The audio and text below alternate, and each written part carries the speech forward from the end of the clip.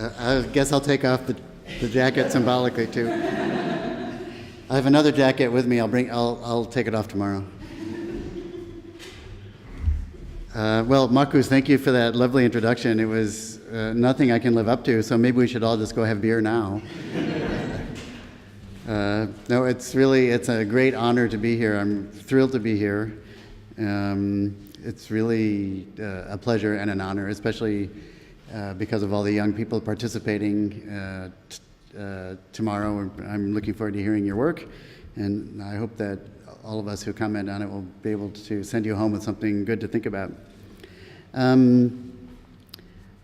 I wanted to thank a few people besides Marcus himself, but the other conveners, Hauke, who is, there he is, Micah, who I don't know is, okay, Tom, and Neela, who was just here, yes, but also Frau Weil, who was incredible at arranging my plane ticket, and Moritz, who, unbeknownst to most of you, actually hand-carried a wooden flute for me from Basel to here. So that I'm a wooden flute player, so that means a lot to me. I thought I would spend just a couple minutes very quickly talking about value, because this is not a literature that's well known in the music fields. You anthropologists will be familiar with it already, but some of you in music probably won't be, so I'm just going to talk about it really quickly, just set up not just today's lecture, but the whole sort of approach. And even if you are an anthropologist, I'm married to an anthropologist, that's partly how I converted. But even when I was starting to read all this stuff in anthropology about value, my wife was like, what do you mean value? It's so vague. And then she started to read what I write, and she now thinks that it's a useful endeavor. But she wasn't familiar with some of this literature too. So I'm just going to talk about it very quickly, and hopefully titles like this will seem less obscure, and the talk will make more sense. Essentially in anthropology historically, there have been two main ways of talking about value. From Karl Marx, that is to say value in terms of use value and exchange value and those famous words, but also Marx's labor theory of value as socially necessary labor time. So we have a Marx lineage, and then the other lineage comes from Marcel Mauss, from his famous book on The Gift, which came out in the 1920s, where he's looking at societies without money and what role does gift-giving play in those societies, and the importance of reciprocity. And he even gets rather poetic at times, and there's a quote in today's paper that will illustrate that to some extent. Since then, there have been a number of writings on value, but I wouldn't say that it's a major subfield within anthropology, but there have been some really important writings, some of which you probably know. Nancy Munn, the fame of Gawa, Arjun Appadurai's famous Introduction to the Social Life of Things, where he uses the phrase regimes of value, which I'll use today too. Terence Turner, the recently deceased anthropologist. Annette Wiener, who came up with the idea of inalienable possessions, those sort of one-of-a-kind things. David Graeber, who in 2001 wrote a book about value, and in a way that marks the beginning of recent considerations of value on a more sort of theoretical plane that have been more influential. Not just Graeber, but also the same year, Fred Myers, who's an anthropologist at NYU, wrote a book, or edited a book called Empire of Things, and wrote a very useful and interesting introduction. And that book also came out in 2001. And then right after that, Fred wrote a book called Painting Culture, which is a really interesting book where he looks at Aboriginal painters in Australia with whom he's been working since the 1970s, his dissertation fieldwork. Their paintings used to be considered to be nothing but folk art, but some of those paintings started ending up in galleries and getting charged a lot of money for. So he witnessed this sort of transformation of value from folk to art, and he wrote this really fascinating book about that. And these kinds of transformations of value interest me a lot, and that's one of those running themes of what we'll be talking about today. My take on value is partly it's a way of being Geertzian. Marcus knows from endless conversations that I remain a fan of Clifford Geertz, partly because he was my wife's advisor, so I had the great fortune of knowing him before he passed away. But Geertz, you might remember, said that the purpose of ethnography is to find out what's meaningful for the people we study. And for me, value is a way of getting at that. In some ways, it's a more precise way, at least for me it has been. And those of you who have read Graeber's book or read deeply into the history of anthropology know that one of his teachers at Harvard was a man named Clyde Kluckhohn, who had this massive values project that was ongoing for years. And those of you who really know the history of ethnomusicology, if you've read David McAllister's The Enemy Way book, that is a book in Clyde Kluckhohn's values series. So Clyde Kluckhohn actually wrote a brief preface to that book, which is kind of interesting, at least in ethnomusicological history. So my take on it, as I said, is a Geertzian one. It's about meaning, or value is another way of considering meaning. It's helped me understand how to take conceptions of cultural production seriously. I mean, I still love classical music, but I hate the politics in music departments around classical music. But if I say, okay, those people who say that that's the world's greatest music and everything else is inferior, let's say that that's their value system, and let's try to understand that ethnographically, instead of just saying, oh my God, I have to fight with these people again. Even though I love that music too. The very ambiguity of the term value actually requires a kind of specificity in whatever sort of empirical research you do, I've found. You know, if you're trying to figure out, okay, what do these people value? Somehow, the very vagueness of the term makes it a kind of a sharp scalpel with which to deal with your ethnographic or historical material, and that has been a useful thing. And the last point I would make about why it's been a useful body of theory for me, and I hope for some of you, and especially in the future, is that it kind of helps you do what Bourdieu wanted us to do, which is to objectify our own objectivity.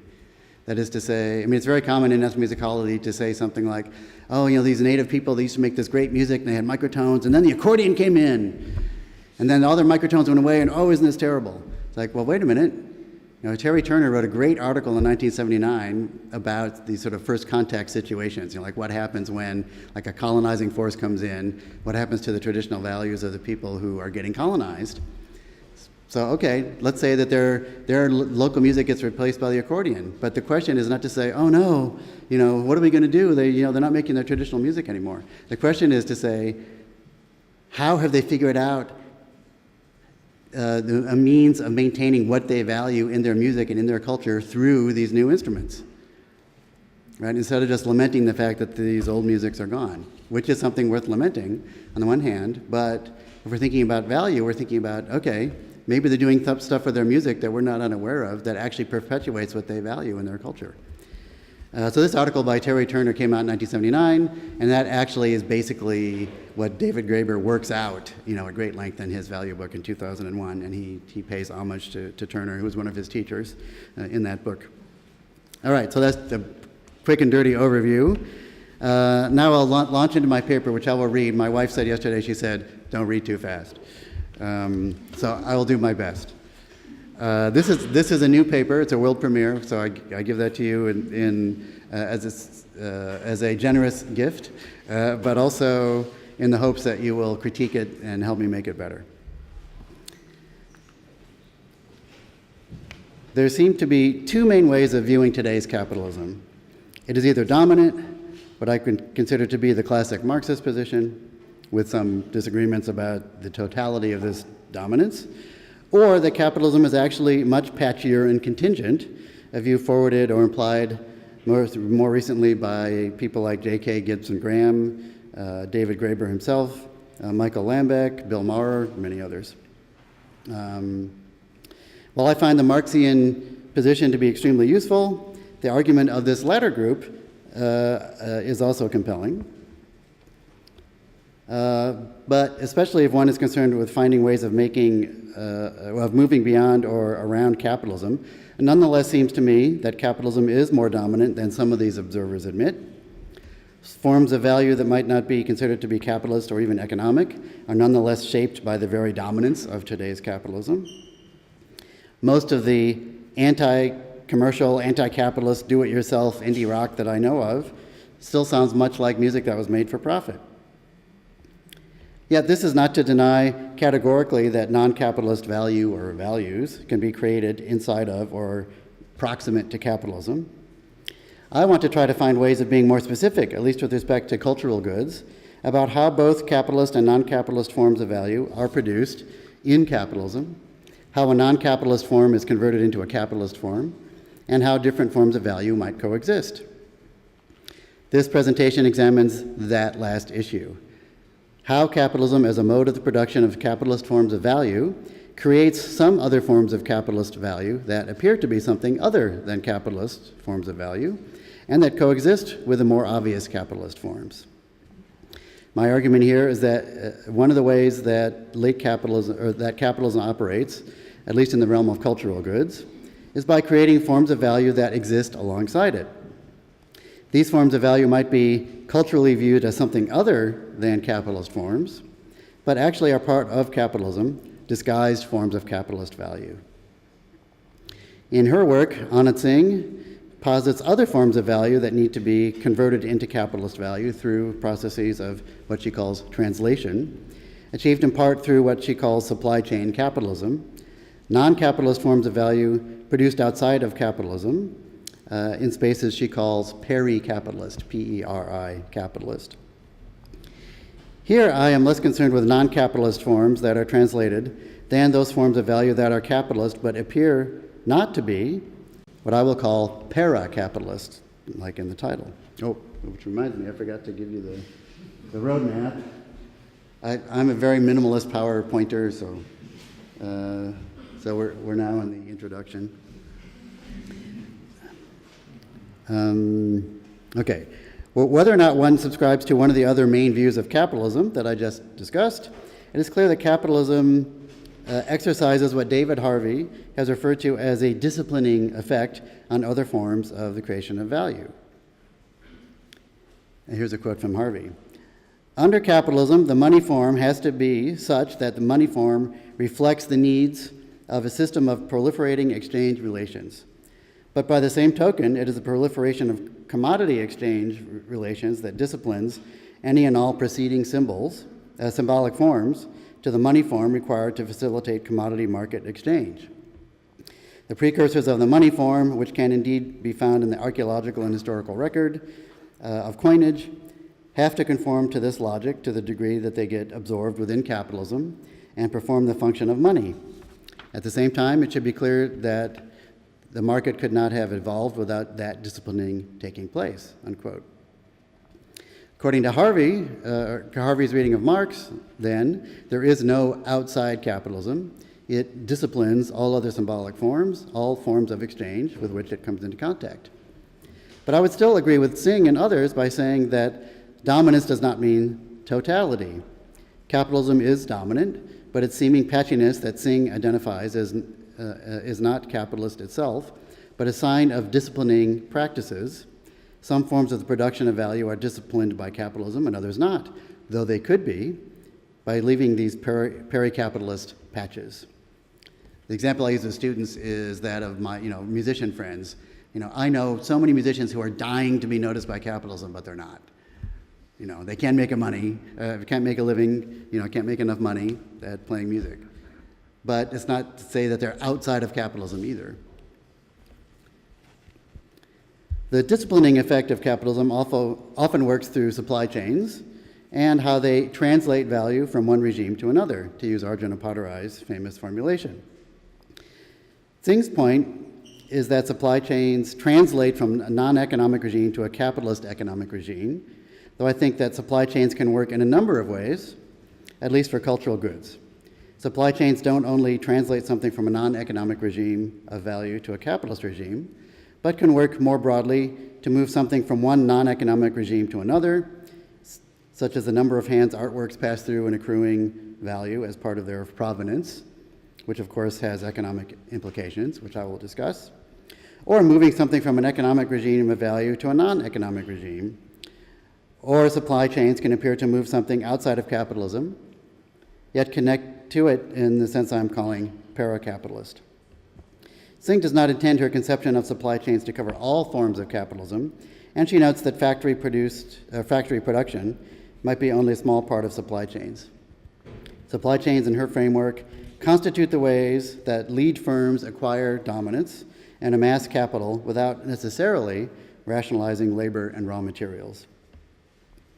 This presentation sets out to theorize the existence of paracapitalist modes of production of value and the ways that they operate through supply chain capitalism and sometimes processes of translation, as well as other sorts of supply chains that do not necessarily result in forms of capitalist value.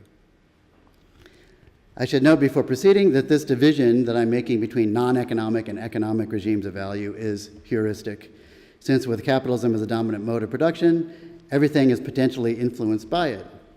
Nonetheless, it is analytically useful to make a distinction between the two in order to see how various processes of translation might work. I will argue that capitalism creates and maintains modes of the production of value that are related to it, forms of value that appear to be non-economic, are culturally thought to be non-economic, but are forms of value that actually support capitalist forms.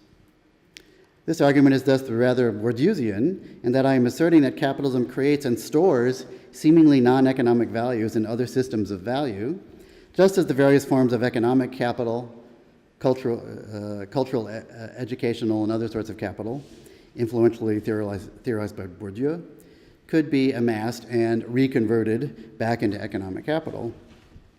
These systems of value that are disguised capitalist systems are what I am calling para-capitalist.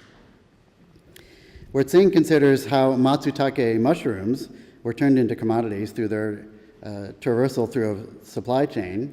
This process can also work similarly with respect to cultural goods, the subject of this presentation, as they pass through a system in which they begin as one kind of cultural good and end up as another. 3 case studies will help make this argument. The rise of the virtuoso in Western European music in the late 18th and early 19th centuries as a new social personality, giving profit-oriented concert managed by concert agents. And then secondly, the history of provenance in the visual arts, drawing in part on that book I mentioned by Fred Myers, Painting Culture, and the process of designating a local cultural practice as a masterpiece of the oral and intangible heritage of humanity by the United Nations Educational, Scientific, and Cultural Organization, UNESCO, which shows how bureaucracies or bureaucratic supply chains can create a form of value that is linked to the value of traditional cultural practices, but is a camouflaged form of economic value.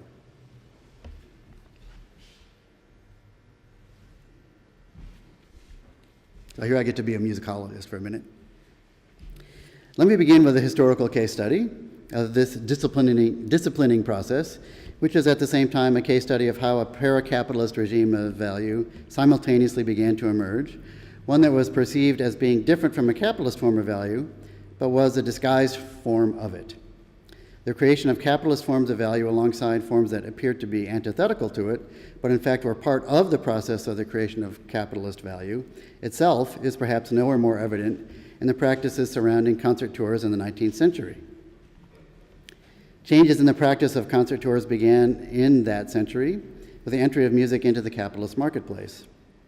Historian William Weber writes of how, before this period, musicians managed all aspects of their careers themselves, making important professional connections.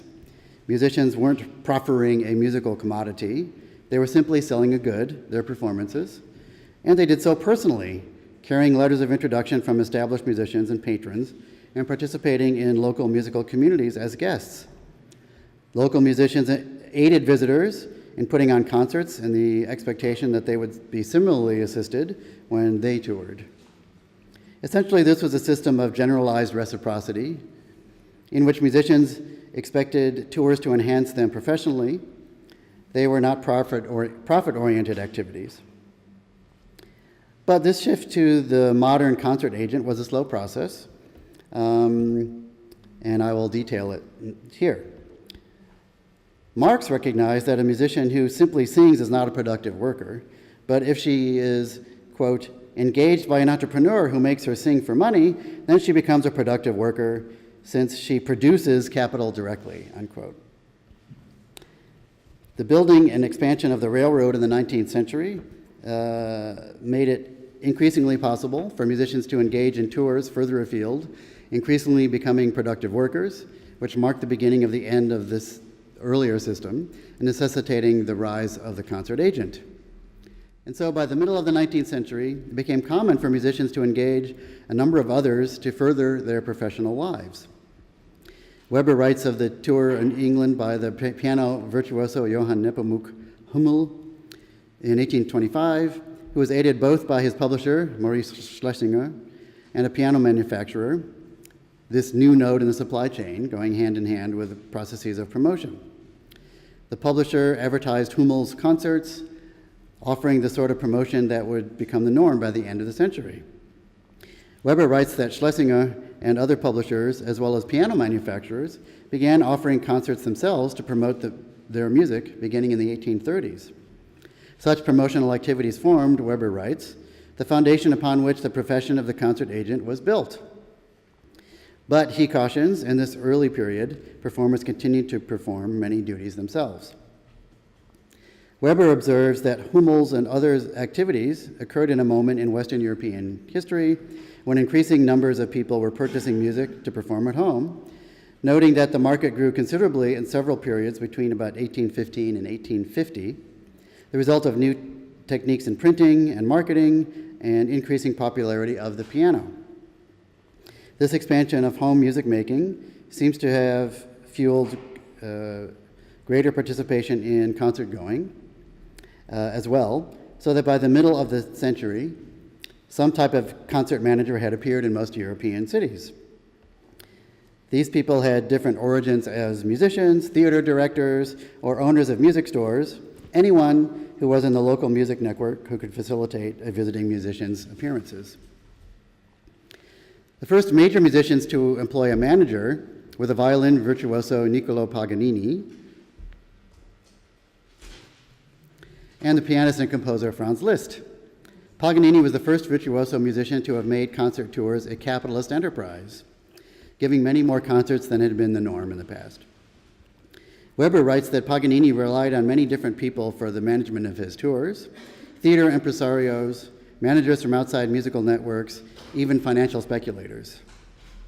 Paganini and his associates employed his virtuosity, showmanship, and popularity to charge more for his concerts. For his part, Franz Liszt invented the solo piano recital and created an inner circle of wealthy women listeners. Hans Christian Andersen described Liszt in recital this way. Here's a quote. As Liszt sat before the piano, the first impression of his personality was derived from the appearance of a strong passion on his wan face, so that he seemed to me to be a demon nailed fast to the instrument, whence the tones streamed forth. They came from his blood, from his thoughts. He was a demon who would liberate his soul from thraldom. He was on the rack. His blood flowed and his nerve trembled, but as they continued to play, so the demon vanished. I saw that pale face assume a noble and brighter expression. The divine soul shone from his eyes, from every feature. He became as beauteous as only spirit and enthusiasm can make their worshipers, unquote. As a result of these and other sorts of theatricalities and hype surrounding Liszt's concert, he was subjected to the kind of frenzied adulation that one associates with rock musicians today. Heinrich Heine coined the term Lisztomania in 1844. You thought Beatlemania was the beginning. The previous social relations of production and consumption of performed music before the concert agent in this era of generalized exchange became exaggerated with the rise of the concert agent and the flamboyant, virtuosic displays by musicians such as Paganini and Liszt. This is how, I am arguing, an older form of value was disciplined into a capitalist form, albeit disguised.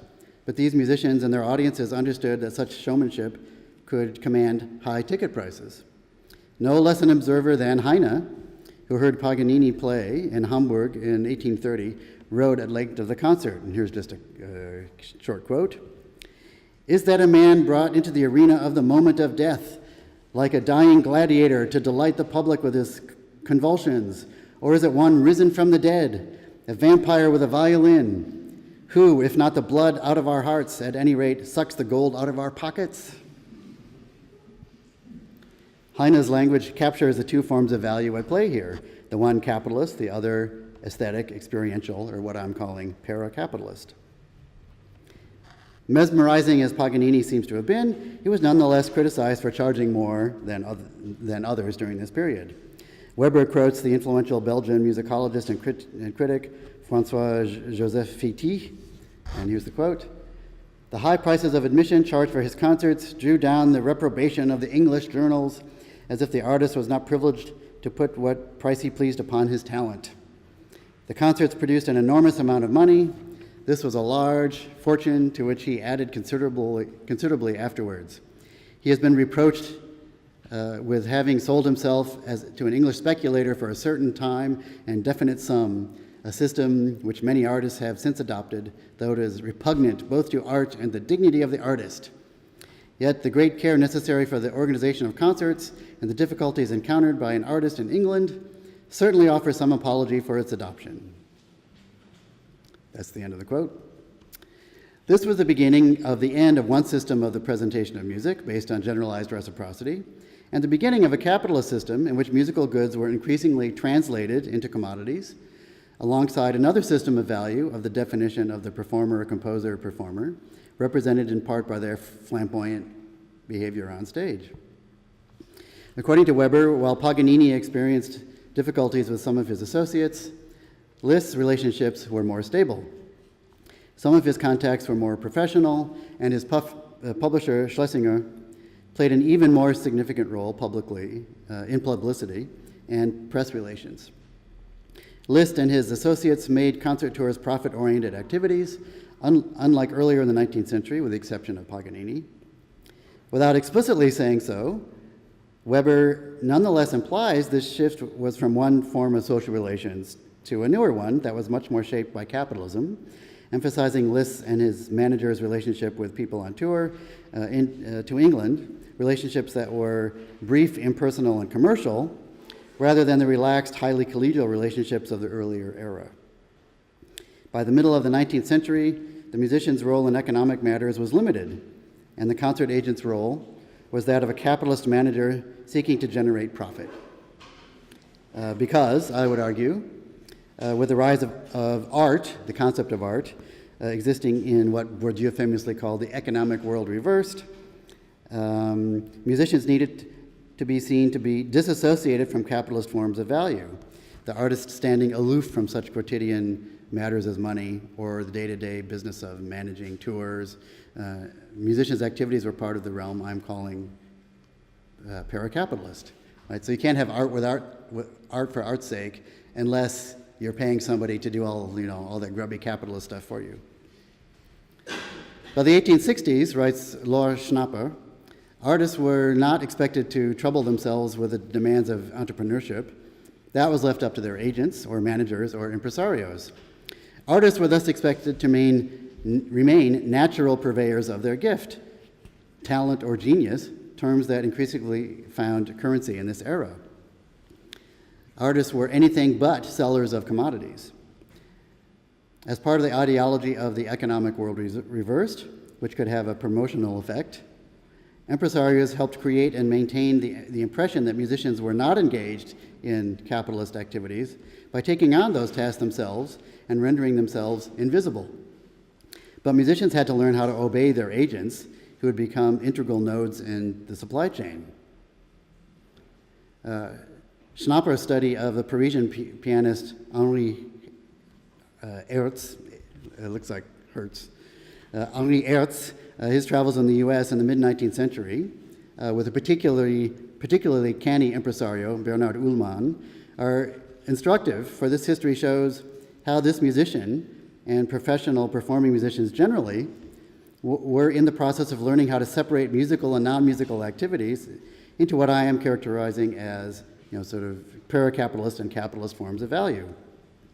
Hertz wrote, one day, this is a quote, "One day Ullmann came to tell me that we were to leave for Philadelphia, where we were to give a concert the next day, that the hall was rented, that the posters were up, that all the seats were sold in advance, that our trunks were closed, that our railroad tickets were bought, and that a carriage awaited us at the door to take us to the station.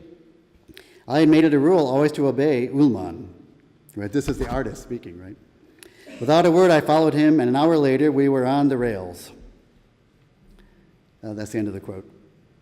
Ertz summed up what he took to be Ullmann's overall philosophy or strategy thus, quote, "Music is the art of attracting to a given auditorium by secondary devices which often become the principal ones, the greatest possible number of curious people, so that when expenses are tallied against receipts, the latter exceed the former by the widest possible margin," unquote.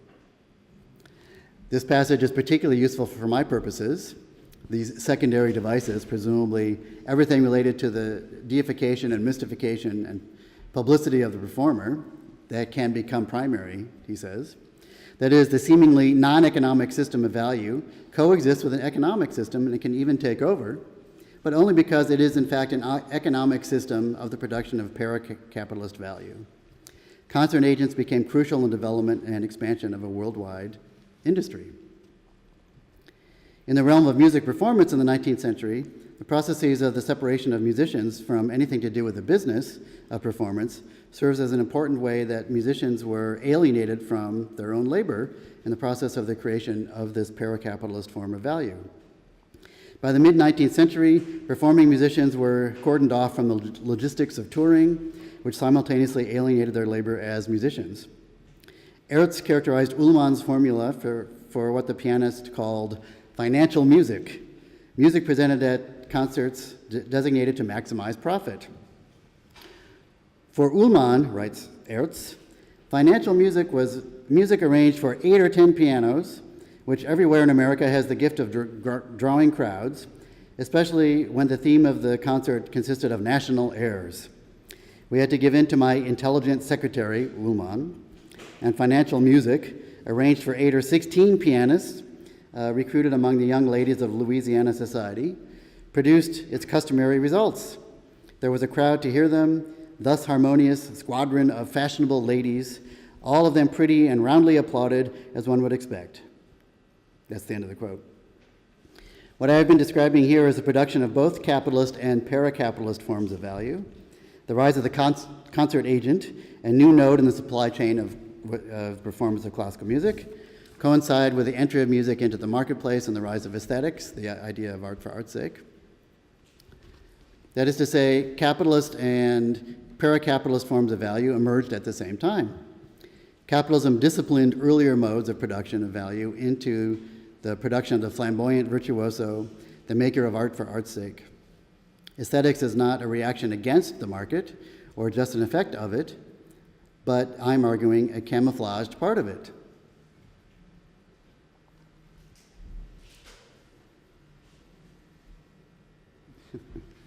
Sorry, it's very small type on my screen.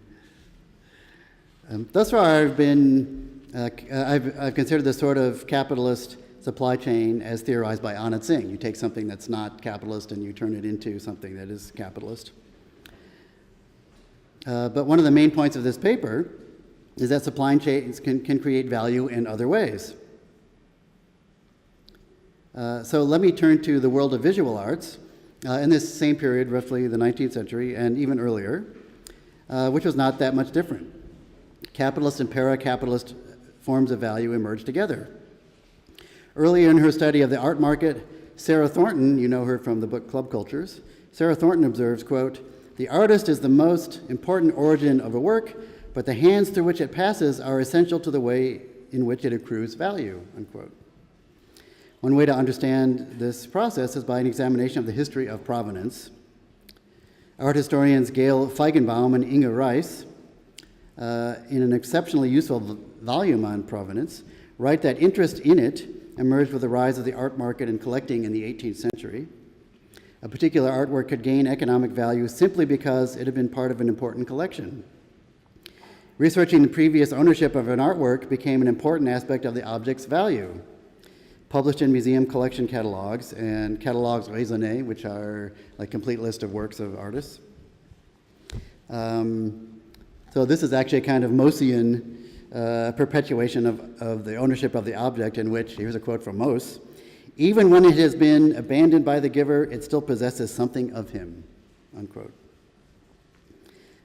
Provenance became part of the long-term enlightenment project of cataloging and classification, Recounting a work's provenance served as a means of asserting its originality, an idea that seems to have been established already in the 1720s in France.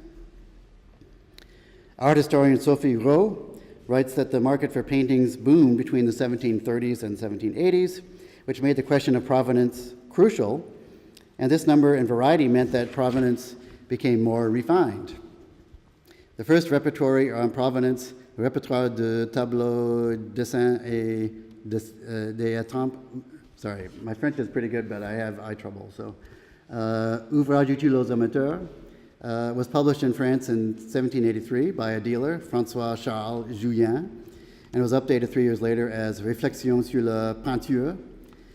In this earlier titled book, for the first time, as Sophie Rowe writes, the prices of works in successive sales were presented in a manner that emphasized the relationship between provenance and value. Répertoire was evidently controversial in its time, with one observer criticizing it as, quote, a tariff that provided a range of prices for everyone's knowledge, unquote. The dealer, Jullien, defended himself, quote, everyone knows that all the production of the scenes and of the arts are not in the least subject to an intrinsic value, and that their more or less price depends on the competition between art lovers and on the distinction of the object, unquote. The prestige of a work's provenance is part of this distinction. Rowe writes that a catalog for a sale published in 1780 was the first instance of a dealer mentioning the last provenance and the previous purchase price of artworks at an auction. But, she says, finding a relationship between provenance and commercial value is difficult. There were many discussions in France in the mid-18th century about the criteria for judging an artwork, with recurrent criteria being the aesthetic quality of a painting and the trustworthiness of its attribution. Employing a statistical approach, Rowe and a colleague determined that in the 18th century, the importance of provenance could be clearly seen as one of the most significant factors that contributed to the value of work of art. It seems that in this period, it wasn't so much the fame or the importance of the previous owner or owners that confer value, but their perspicacity, their distinction. The mention of previous owners, particularly those who were renowned for their distinction, meant that the painting had undergone several processes of selection and verification, which created the impression of a consensus that the painting was valuable, raising its prestige. Rowe notes that provenance, which is something that can be verified, became a guarantee of the originality of the work, which is usually a quality that is less certain because it relies on judgment and expertise. While the French in Rowe's study understood the provenance of artworks as contributing to the value of a work through its inclusion in prestigious collections, which later became a guarantee of originality, in the United States, American art dealers systematically employed provenance as a guarantee of aesthetic authenticity. One dealer in particular marketed British portraits based on the strength of their matchless pedigree, which operated on the two levels of the genealogy of the work and the desirability of the work in art historical terms. But after World War I and the Great Depression, art institutions in the US focused much more on aesthetic criteria as the basis of value. In other words, aristocratic provenance mattered less. In her afterword to this volume on provenance that I'm drawing on, Anne Hugonnet emphasizes what other authors in the book observed, that an object owned by a famous or powerful person adds value to that art object, sometimes so much value that it surpasses the value of the original object itself in aesthetic terms. In considering Rowe's article, Hugonnet writes, quote, I would argue that the discourse of provenance and the money value of paintings were in a dialectical relationship with each other, and neither the money value of paintings nor their ownership could be created except through their exchange. The pace of paintings being sold was tied to the acceleration of exchange between forms of knowledge and wealth. Both provenance and money were currencies of artistic value, unquote. Or, in the language I'm employing here, artworks came to be viewed as possessing both capitalist and paracapitalist forms of value, both of which are dependent on supply chains. The point here is that artworks in general must undergo all sorts of historic and study to verify their provenance, to the extent that it is impossible to understand capitalist value of artworks without their accompanying paracapitalist forms of value. Provenance is an ancillary way of creating economic value, coinciding with but not equivalent to capitalist forms of value. It may be the case that these sorts of paracapitalist forms of value and supply chains are necessary for cultural commodities, or at least more necessary than for other sorts of commodities. Though any commodity could have value added to it through advertising, marketing, or branding, or more organic processes of the addition of value, such as word-of-mouth practices that convert conceptions of hipness and coolness. So I mentioned paracapitalist forms, plural, of value just now, because there's more than one sort of value as authenticity that is perceived to be a form of value, which I've written a lot about authenticity over the years. And this is one of the insights that we also get from Fred Myers in the book that I mentioned before, and his discussion of the change of regime of value of the paintings of Central Aboriginal people in Australia from what could be characterized as a folk to a gallery regime of value. This involves a complex set of processes of documentation to establish provenance, which is required of gallery art. Myers writes of his own efforts to help document the stories behind the paintings, writing that, quote, glosses of such stories typically have accompanied the works in sale, proving their authenticity to Western buyers by defining the painter's mythological base and showing that the forms are more than arbitrary, pretty designs. This selection of significance, which allows some Westerners to focus on the spirituality or religiosity of the paintings, he has those words in scare quotes, is actually a rather complex and ironic construction that reflects in part the Aboriginal claim of why their paintings are valuable, unquote. And Myers details the work of the art advisor in this scene, usually a white fella who helps local artists in their endeavors to sell their paintings. A significant part of their job, writes Myers, was annotating the paintings or documenting them ethnographically. Such documentation adds to the value of the paintings because it guarantees their authenticity and uniqueness. Myers' interlocutors support these conclusions. And here's a quote from him. When I asked Daphne Williams and Dick Kimber in July 1991 about the Australian Museum's acquisition of the Papunya Tula collection in 1979, they emphasized the length to which the museum had gone to reconstruct documentation. Indeed, when Williams defended the sale, which some have criticized, she argued that the company could not have expected top price for these paintings anyway, since they lacked appropriate documentation, unquote. This documentation can take a good deal of time to pull together and can slow down the flow of paintings to market. This is a different kind of authenticity than for the fine arts, but it is a similar sort of paracapitalist system of value. Provenance here is about establishing ethnographic authenticity, a paracapitalist form of value required by its consumers in the art world. Whether in the realm of fine arts or Australian Aboriginal art transitioning from the regime of the ethnographic to that of the gallery, the establishment of provenance constitutes another set of hands, or many sets of hands, that works must traverse in order to accrue value.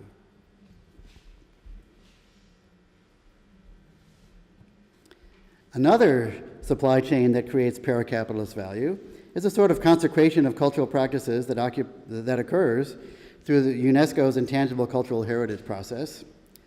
Countries can nominate an intangible cultural practice, such as music or dance, or a cuisine, or more, for consideration as a masterpiece of the oral and intangible heritage of humanity. As I've written elsewhere, the idea of intangible cultural heritage has clear origins in romantic 19th century notions of genius and masterpieces. The language of the convention that established the program is replete with romanticizing language like that, romanticizing language of art, as well as the idealization of relatively unscathed local identities in a modernizing world. The proclamation of something as a masterpiece has both a halo effect, as I called it, and can also have economic repercussions in the form of increased tourism to a particular region, increased consumption of a particular form of intangible cultural heritage, and more. The UNESCO Intangible Cultural Heritage arena is complicated with respect to the question of value, I think, because a practice could be a commodity before it is formally recognized as a masterpiece. Something could be a commodity and be consecrated as intangible cultural heritage and gain a halo that is another sort of value, while not only attaining its status as a commodity, but having its economic value increase. Or something may not be a commodity, though still with an economic value, and become a commodity in a tourist economy if it becomes named a masterpiece.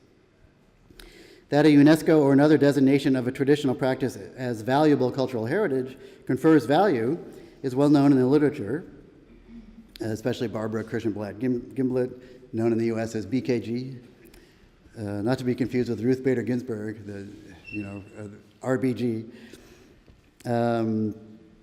I argue here that part of this valuation is derived from the fact that the nomination and adjudication processes are bureaucratic processes, another sort of supply chain that also creates or translates value. Translations are not just from non-economic to economic regimes, but can be extremely complex. Perhaps this is how value is created everywhere. A good, intangible or not, must pass through many hands, and sometimes the hands of those are of bureaucrats. UNESCO's application for urgent safeguarding, which is what they demand proof of, demands a copious amount of information in order to nourish their bureaucratic machine. Applicants must demonstrate that the element, right, whatever form of heritage we're talking about, and here's a quote, constitutes intangible cultural heritage as defined in Article 2 of the Convention, which says, here's a quote, the intangible cultural heritage means that practices, representations, expressions, knowledge, skills, as well as the instruments, objects, artifacts, and cultural spaces associated therewith, the communities, groups, and in some cases individually recognize as part of their cultural heritage. This intangible cultural heritage, transmitted from generation to generation, is constantly recreated by communities and groups in response to their environment, their interaction with nature, and their history, and provides them with a sense of identity and continuity, thus promoting respect for cultural diversity and human creativity. For the purposes of this convention, consideration will be given solely to such intangible cultural heritage as is compatible with existing international human rights instruments, as well as the requirements of mutual respect among communities, groups, and individuals, and of sustainable development, unquote. As part of the nomination process, the urgency of the necessity of safeguarding must be demonstrated, and a plan proposed with objectives and expected results. Applicants must also provide a timetable and budget, and there must be monitoring, reporting, and evaluation of the proposed plan. One or more inventories of the element must be compiled. Nominations are reviewed by an evaluation body that forwards its recommendations to a committee that makes the final decision. For a particular example of how all this works and how different conceptions of value were at play, I turn to the case of Sardinian a tenore singing, which was proclaimed a masterpiece of the oral and tangible heritage of humanity in 2005. Italian ethnomusicologist Ignazio Macchiarella writes perceptively of this process and the reaction of local musicians who were, to put it mildly, perplexed and not a little suspicious. The proclamation seems to have been mainly organized by a local politician, the president of the province administration of Nuoro, a municipality in central eastern Sardinia, who was attacked by the media and the public once it became known that the designation process was costly. Macchiarella says that there was no community discussion or participation before the UNESCO application. The expertise of scholars or singers was not sought, and in general, there was a fair amount of public confusion about what the designation meant. Political and media treatments of a tenore singing emphasized its ancient history rather than a current activity, and no attempts were made to explicate UNESCO's language of safeguarding authentic traditions. According to Macchiarella, although the musicians knew little of the process of the designation, they were interested in the events surrounding the UNESCO proclamation, especially the musicians he calls semi-professional, those who aren't necessarily traditional village singers, but are more likely to appear on stages and in more formal contexts. In January 2006, over 80 quartets, these are quartets of male singers, over 80 quartets founded the Associazione Tenores in response to the politicians' request for a census of the a tenore musicians so that the true tradition could be safeguarded and valorized. This association was composed only of these semi-professional groups, and its first president was someone who had collaborated with Peter Gabriel, who had first brought the music to popular attention with a 1996 recording on his Real World label. This is the Tenores di Biti. Another set of semi-professional groups formed their own association, Consulta del Tenore, in consultation with other local politicians. Both associations met and debated themes concerned with UNESCO's proclamation, being told by the politicians that UNESCO required efforts to demonstrate the authenticity of the tradition. Someone suggested compiling a catalog of authentic groups or listing the villages where the a tenore music was sung, a suggestion rejected by these semi-professional singers because they did not consider village song to be the foundation of the tradition. Macchiarella writes that due to the efforts of those with more cultural capital, the Associazione Tenores broke with the politicians. The then president told Macchiarella, quote, "We became conscious that we did not have to wait for uncertain initiatives from the outside, and we understood that the destinies of our tradition were in our hands," unquote. They redirected their attention toward the music and village life. For this group, the ideas of safeguarding the tradition meant focusing on and attempting to improve village a tenore practice, organizing an annual event in which some non-traditional practices nonetheless occurred. Contentious public discussions on the questions of safeguarding were held, which included scholars and a UNESCO representative from Paris. Actually, I forgot, I have a picture. No audio, but there you can find lots of examples on YouTube. Macchiarella's article sensitively captures the great complexity of such questions of authenticity and safeguarding, even in a fairly small space and with a small number of participants. How could compiling inventories establishing authenticity be accomplished? At the moment, he writes, quote, "I know of about 100 Sardinian villages where performances of multi-part singing by chording, called a tenore, song, have been recorded. But no singer would agree to include all these villages in a hypothetical list of all the a tenore song diffusion. Everyone has a list of his own. Many singers told me that I was wasting my time listening to the performance of some villages where they are sure there was not that tradition in ancient times. But the new invented local tradition list changes according to each individual opinion also," unquote. Macchiarella also notes that for the musicians, UNESCO was a distant and largely unknown entity, but they did have the idea that it had to do something with politics, which for them means the economic interest of someone. As one musician told Macchiarella after the debate that I just went over, quote, "We expected to discuss with some UNESCO's delegates, but nobody came. We know that someone from Paris met our politicians in Nuoro, but how do they think to safeguard the tradition if they are not in on the field?" Unquote. Macchiarella concludes by saying that according to the musicians, nothing much has changed with the UNESCO proclamation, but he notes that there has been a negative impact and that some traditional singers believe that the semi-professional singers are getting paid, creating a rift between them, a rift that is also clear in the greater divide between these two groups of musicians more generally. The point of examining the aftermath of a UNESCO proclamation is to emphasize that UNESCO's regime of value is not the same as local regimes, representing an imposition of value as defined by an international bureaucracy. It is not the value or values surrounding this music held by local musicians and listeners that are at play here, but the bureaucratic values that were the province of the politicians and the UNESCO bureaucrats, though these values continue to be contested after the UNESCO proclamation. Musicians' values about their own music became charged and volatilized after the UNESCO proclamation, as Macchiarella convincingly shows. It might appear obvious that a UNESCO proclamation is in itself prestigious, and that's where its value lies, but bureaucracies create value incrementally through their own sorts of supply chains, as anybody knows who has had to deal with them. A form or forms must be signed, and they have to go through steps of varying and usually frustrating lengths. David Graeber's recent writings on bureaucracy and his continuing interest in value help address questions of value and bureaucracy in this context.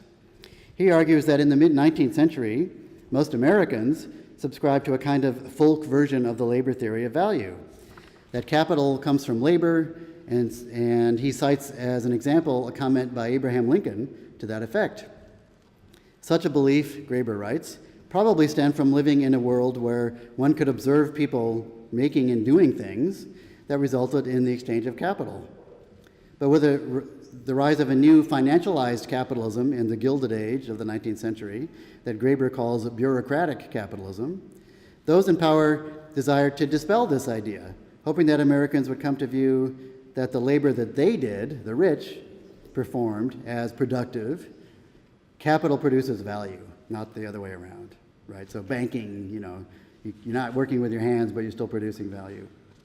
Their essential argument, Graeber writes, quote, is that the very efficiency of the new giant firms these men directed could produce such a material bounty, it would allow Americans to realize themselves through what they consumed rather than what they produced in this view. Consumed rather than what they produced. In this view, value is ultimately a product of the very bureaucratic organization of the new conglomerates. That's the end of the quote. Graeber echoes a point from his earlier book on value when he writes that the things that bureaucracies do in the name of measuring value seem to become the source of value itself.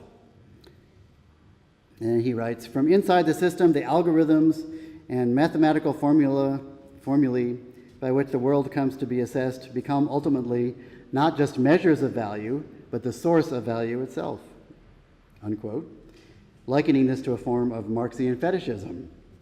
Much of what bureaucracies do, he writes, is evaluate things. They are continually assessing, auditing, measuring, weighing the relative merits of different plans, proposals, applications, courses of action, or candidates for promotion, unquote. The success of a UNESCO Intangible Cultural Heritage nomination confers upon it an internationally sanctioned and recognized bureaucratic stamp of authority, which is earned through having satisfied the bureaucracy.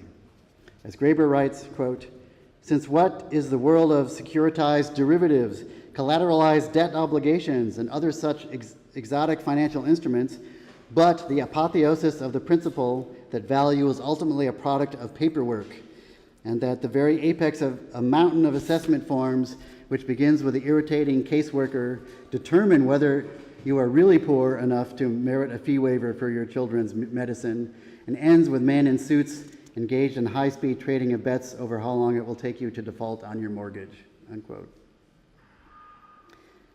Anthropologist Michael A. DiGiovanni, his consideration of intangible cultural heritage, offers a discussion of valorization not dissimilar from mine and Graeber's.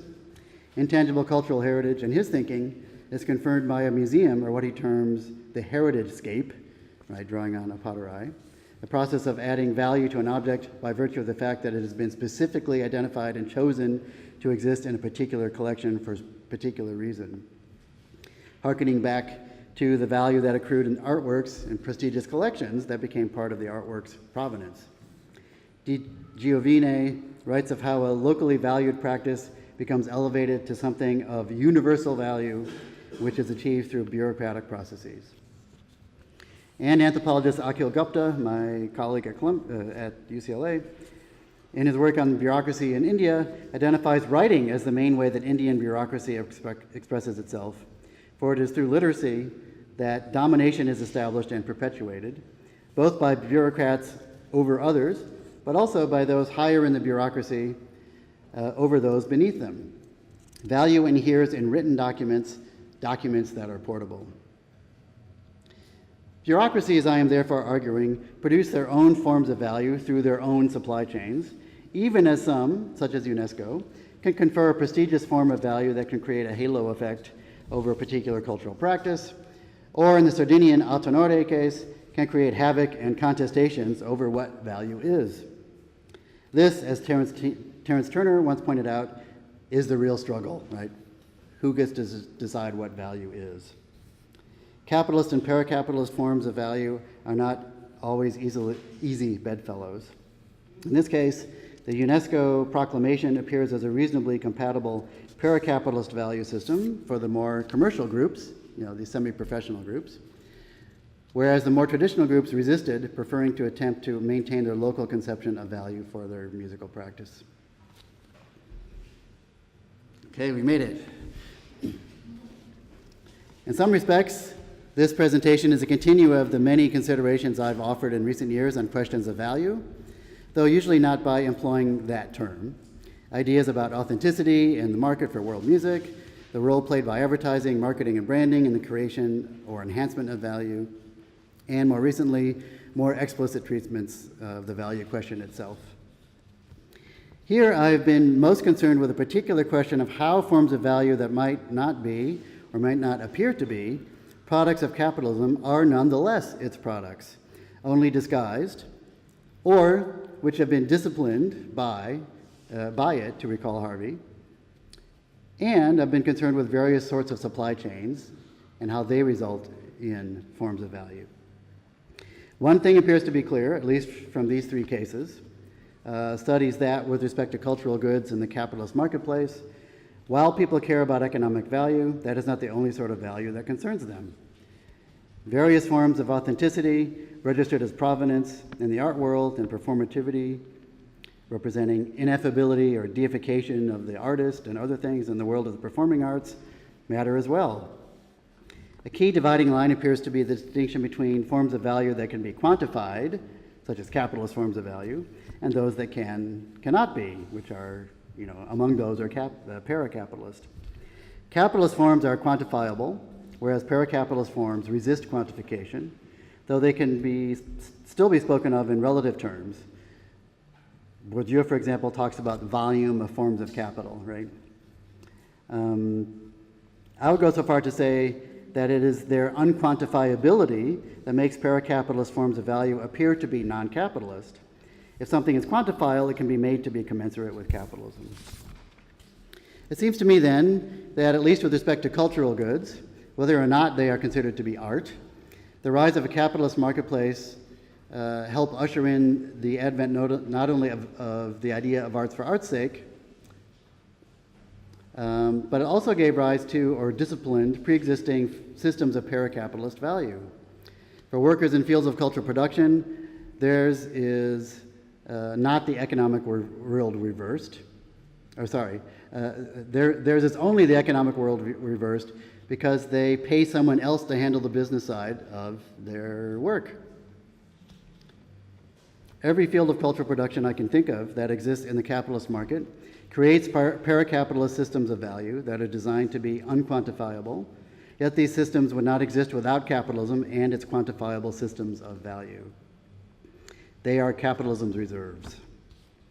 The legacy of the 19th century weighs like a nightmare on the brains of the living, with its discourses and paracapitalist systems of value, proclaiming that this or that field of cultural production produces anything other than a capitalist good. Workers in artistic and other fields of cultural production can claim to exist in the economic world reversed only because workers in these fields devised ostensibly non-economic forms of value to accompany economic forms of value from the beginning. Thank you.